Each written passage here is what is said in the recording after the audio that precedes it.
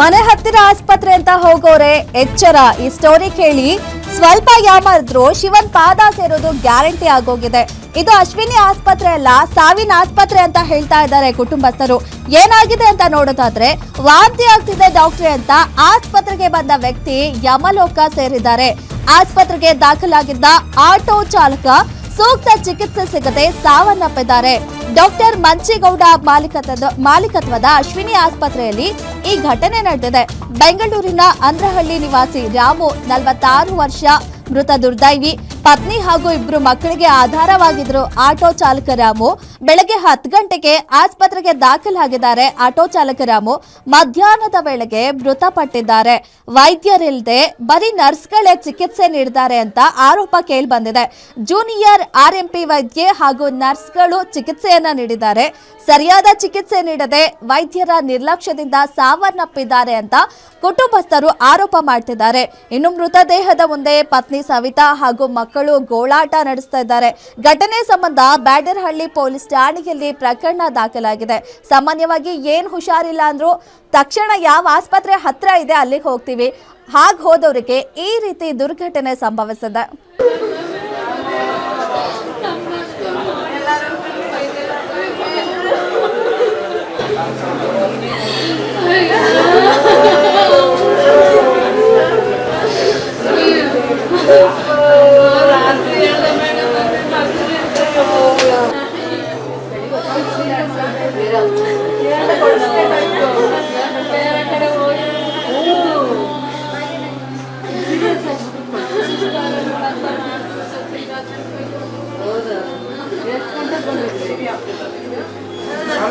ಏನೋ ಪಾಪ ಬಡವರ್ಕಂತ ಈ ಥರ ಅಂತ ಬಂದರೆ ಏನು ಮಾಡಬೇಕು ನನಗೆ ಅರ್ಥ ಆಗ್ತಾ ಇಲ್ಲ.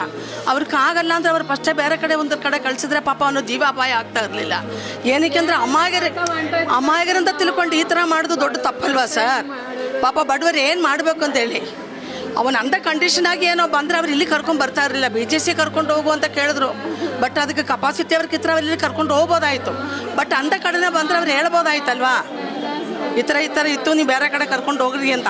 ಈ ಮಟ್ಟಕ್ಕಾಗದ ಮೇಲೆ ಅದು ಇವತ್ತು ಭಾನುವಾರ ಒಂದು ಡಾಕ್ಟ್ರು ಬಂದು ನೋಡಿಲ್ಲ ಅಂದರೆ ಅದಕ್ಕೆ ಅರ್ಥ ಏನು ಸರ್? ಒಂದು ಪೇಷಂಟ್ ಆ ಕಂಡೀಷನ್ ಬರುವಾಗ ಮೇನ್ ಡಾಕ್ಟ್ರನ್ನೇ ಅವ್ರು ಕಾಂಟ್ಯಾಕ್ಟ್ ಮಾಡಲೇಬೇಕು. ಸರ್ ಈ ಥರ ಕಂಡೀಷನ್ ತೊಂದರೆ ಇದೆ, ಇಮಿಡಿಯೇಟ್ಲಿ ಬನ್ನಿ ಅಂತ ಹೇಳ್ಬೇಕು ತಾನೆ. ಏನೂ ಗೊತ್ತಿಲ್ಲ ಅಂತ ಏನೋ SSLC ಏನೋ ಯಾವುದಾವುದೋ ಓದಿದ ಡಾಕ್ಟ್ರುಗಳು ಇರೋದಿಲ್ಲಿ, ಪಕ್ಕ MBBS ಅಂತಲ್ಲ. ಇಂಥವರೇ ಕರ್ಕೊಂಬಂದಿಟ್ರೆ ಅಮಾಯಕರು ಎಲ್ಲಿ ಹೋಗ್ಬೇಕು ಅಂತ ಹೇಳಿ. ಮತ್ತೆ ಅವ್ನು ಚಿಕ್ಕ ವಯಸ್ಸು ಸರ್, ನನ್ನ ಮುಂದೆ ಬೆಳ್ಕೊಂಬಂತ ಮಗ ಅವನು. ಅರ್ಥ ಆಯ್ತು? ಅವ್ರ ಅಣ್ಣನ ತಮ್ಮಂದ್ರೆ 3 ಜನ ನನ್ನ ಮುಂದೆ ಬೆಳ್ಕೊಂಬಂತ ಮಕ್ಕಳು. ಏನು ಆನ್ಸರ್ ಕೊಡ್ತೀರ? ನನ್ನ ಮಕ್ಕಳವ್ರಲ್ಲ ಪಾಪ, ಅನಾದೇ ಒಂದು ಮಗಳು. ಆ ಮಕ್ಕಳು ಯಾರು ನೋಡ್ತೀರ ಸರ್ ಹೇಳಿ? ಏನಂತ ಹೇಳ್ಬೇಕು ಹೇಳಿ? ನಾವು ಏನಂತ ಉತ್ತರ ಕೊಡಬೇಕು ಇದಕ್ಕೆಲ್ಲ? ನಾನು ಎಲ್ಲಿಯೋ ಇತ್ತು, ದೂರ ಇತ್ತು, ಅವ್ರು ಫೋನ್ ಮಾಡಿದಷ್ಟು ನಾನು ಅಲ್ಲಿಂದ ಓಡಿ ಬಂದರು ಸರ್. ಮತ್ತೆ ನಾಯಿ ಕೊಡ್ಬಾರ್ಕು ಬಿಡಲ್ಲ ಸರ್ ನಾವು. ಏನಕ್ಕೆ ಅಂದರೆ ಇವತ್ತು ಇವನಾಯಿತು, ನಾಳೆ ಇನ್ನೊಬ್ರಿಗಾಗಲ್ಲ ಅಂತ ಏನು ಗ್ಯಾರಂಟಿ? ಈ ಥರ ಫಸ್ಟ್ ಅವ್ರ ಮೇನ್ ಡಾಕ್ಟ್ರ್ ಅದು ಯಾರಾದ್ರೂ ಕರೆಸಬೇಕು ಸರ್. ಕರೆದ್ಬಿಟ್ಟು ಅದಕ್ಕೆ ಏನಂತ ಆನ್ಸರ್ ಕೊಡಲೇಬೇಕು ನಾವು. ಅದುವರೆಗೂ ನಾವು ಬಾಡಿ ಇಲ್ಲಿ ನತ್ತಕ್ಕೆ ಇಷ್ಟಪಡ್ತೀವಿಲ್ಲ, ಪಡೋದು ಇಲ್ಲ ಅಲ್ವಾ? ಏನಕ್ಕೆ ಅಂದ್ರೆ ಪಾಪ ಆ ಹುಡುಗಿ ಗಾರ್ಮೆಂಟ್ಸಲ್ಲೆಲ್ಲೋ ಕಳ್ಸಕ್ಕೆ ಹೋಗ್ತವ್ರೆ. ಹುಡುಗ ಆಟೋ ಓಡಿಸ್ಕೊಂಡು ಕೂತವನೆ, 2 ಹೆಣ್ಮಕ್ಳು ಬೇರೆ ಅವರೇ ಅಲ್ವಾ? ಪಾಪ ಅಂಥ ಕೆಪಾಸಿಟಿ ಏನೂ ಇಲ್ಲ ಸರ್. ಬಾಡಿಗೆ ಮನೆ ಜೀವನ ಮಾಡ್ಕೊಂಡು ಕಾಲ ಕಳ್ತಾ ಇರೋದು. ಏನಾಗಲಿ ಒಂದು ತೊಂದರೆ ಇದ್ರೆ ಅವ್ರು ಫಸ್ಟೇ ಹೇಳ್ಬಿಡ್ಬೇಕು, ಇಲ್ಲಿ ಆಗಲ್ಲ ರೀ, ಬೇರೆ ಕಡೆ ಕರ್ಕೊಂಡು ಹೋಗಿ ಅಂತ.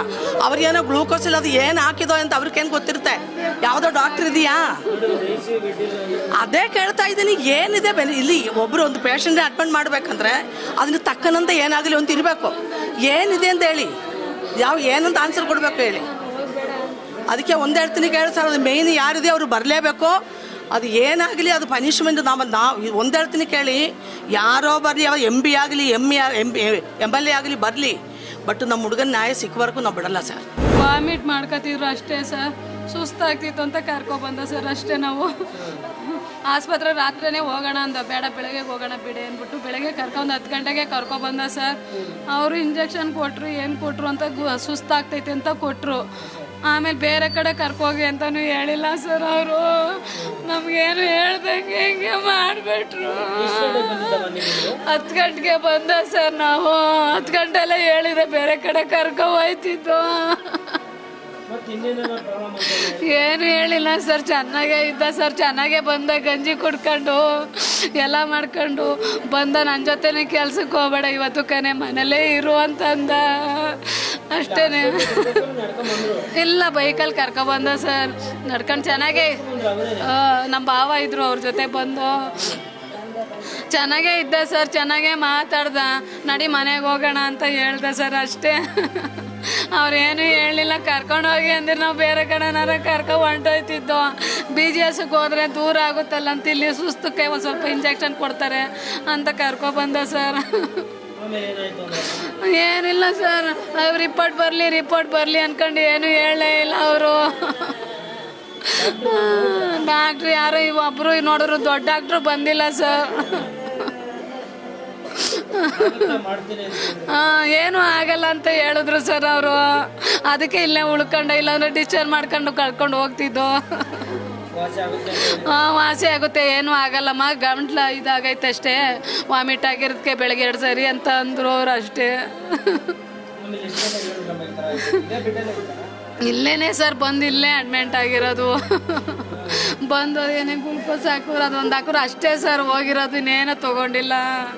ಒಂದು ಮಾತಾರ ಹೇಳಿರ ನಾವು ಬೇರೆ ಕಡೆ ಕರ್ಕೊಂಡು ಹೋಯ್ತಿದ್ವಲ್ಲ ಸರ್ ಆಂಬುಲೆನ್ಸ್ ಮಾಡ್ಕೊಂಡು. ಏನು ಹೇಳಿಲ್ಲ ಸರ್, ಅವ್ರು ಏನು ಹೇಳಿಲ್ಲ, ಚೆನ್ನಾಗೈತಾರೆ, ಏನೂ ಆಗಲ್ಲ ಅಂತಂದ್ರಲ್ಲ, ಅದಕ್ಕೆ ಸುಮ್ಮನೆ ಆದ್ವಿ. ಇಲ್ಲಾಂದ್ರೆ ಏನಾರು ಆಯ್ತದೆ ಅಂತ ಹೇಳಿದ್ರೆ ಮುಂಚೆಗೇನಾರು ಹೊಂಟೋಗ್ತಿದ್ದೋ.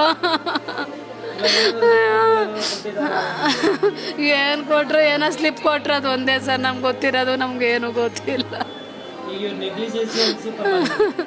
ಏನಿಲ್ಲ ಸರ್, ಚೆನ್ನಾಗೇ ಇದ್ರು ಅವರು.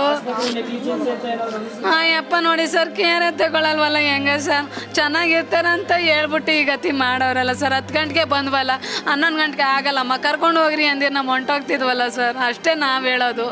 ಈ ಥರ ಮಾಡೋರು ಬೇರೆಯವ್ರು ಕರ್ಕೊಬಂದು ಹಂಗೆ ಹಿಂಗೆ ಆಗೈತೆ ಅಂದರು, ನಮ್ಗೆ ಹತ್ರ ಐತಲ್ಲ ಅಂತ ಕರ್ಕೊಬಂದ ಸರ್. ನನಗೇನು ಗೊತ್ತು ಸರ್ ಹಿಂಗೆ ಆಗುತ್ತೆ ಅಂತ. ಅಯ್ಯೋ ನಮ್ಮ ಯಜಮಾನ್ರು ಸರ್. ಅಯ್ಯೋ ಇಲ್ಲೇ ಅವರಲ್ಲ ಸರ್, ಇಬ್ರು ಮಕ್ಕಳು ಬಿಟ್ಟು ಹೊಂಟೋದು. ಸರ್ ಈಗ ಏನಾಗಿದೆ ಅಂತಂದರೆ, ಇವಾಗ ಹಾಸ್ಪಿಟಲ್ ಅಂತ ಅಂದು ಬೋರ್ಡ್ ಹಾಕೊಂಡಿದ್ದಾರೆ. ಸೊ ಹಾಸ್ಪಿಟಲ್ನಲ್ಲಿ ಮೇಯ್ನ್ ಅಂತಂದರೆ, ಈಗ ಹಾಸ್ಪಿಟಲ್ನಲ್ಲಿ ಈಗ ಒಂದು MBBS ಮಾಡಿರ್ತಕ್ಕಂಥದ್ದು, ಇಲ್ಲ MD ಮಾಡಿರ್ತಕ್ಕಂಥ ಒಬ್ಬ ಡಾಕ್ಟರ್ಸ್ ಇಲ್ಲ ಇಲ್ಲಿ ಯಾರು.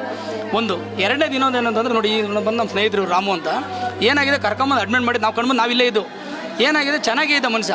ಈಗ ಏನಾಯಿತು, ಚೆನ್ನಾಗಿದ್ದಾಗ ವಾಮಿಟ್ ಆಗ್ತಾಯಿದೆ ಅಂತ ಹೇಳ್ಬಿಟ್ಟು ಏನೋ ಆಯಿತು ಅಂತೇಳಿ ಮಾತಾಡ್ಬಿಟ್ಟು ಗ್ಲೂಕೋಸ್ ಹಾಕ್ತೀವಿ ಅಂತೇಳಿ ಏನೋ ಟ್ರೀಟ್ಮೆಂಟ್ ಸ್ಟಾರ್ಟ್ ಮಾಡಿದರು. ಗ್ಲೂಕೋಸ್ ಆಗಿ ವಿತಿನ್ ಒಂದು 5-6 ಮಿನಿಟ್ಸ್ ಅಷ್ಟೇ.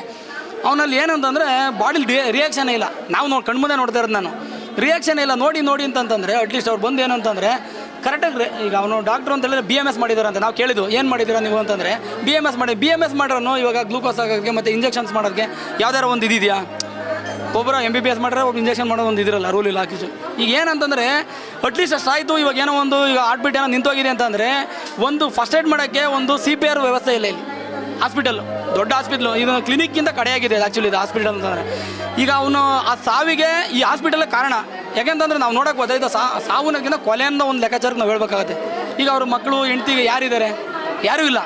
ಖಂಡಿತವಾಗ್ಲೂ ಇದಕ್ಕೆ ನಮಗೆ ನ್ಯಾಯ ಸಿಗಲೇಬೇಕು. ಸೊ ನಾವು ಅದಕ್ಕೆ ಆ ಒಂದು ಮುಖಾಂತರ ನಾವು ಇಲ್ಲೇ ನಿಂತ್ಕೊಂಡು ಏನಾದರೂ ನಾವು ಖಂಡಿಸ್ತೀವಿ ಇದನ್ನು.